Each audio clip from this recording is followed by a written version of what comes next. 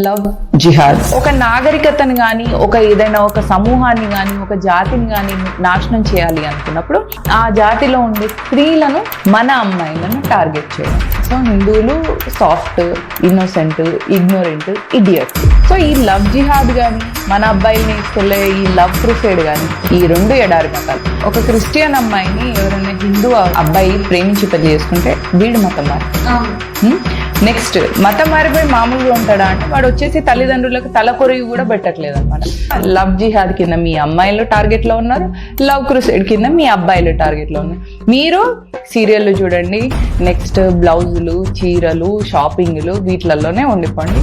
మీరు ఎందుకు అంటున్నారు? కనీసం ఒక పులి దాని పిల్లలకి ఎలా వేటాడాలి నేర్పుతారు అంటే ఒక ఉత్కృష్టమైన మేధాశక్తితోని పుట్టిన ఒక మనిషి తన పిల్లలకు ప్రమాదాలని చెప్పలేక ఖాళీ పీలిగా అలా పెంచేసి జింకలను కదా నక్కలకు ప్రేగా పెట్టడం కోసం పెంచినట్టుగా మీరు కంటున్నారు, పెంచుతున్నారు తప్ప బయట ఉన్న ప్రాబ్లమ్స్ని వాళ్ళని మీరు చెప్పలేకపోతున్నారు. ఎప్పుడైతే నీ భాషను, నీ ప్రాంతాన్ని, నీ కులాన్ని ఇంపార్టెంట్ అనుకుంటావో అప్పుడు హిందుత్వం ఆటోమేటిక్గా మీరు గారిపోతుంది, వీక్ అయిపోతుంది.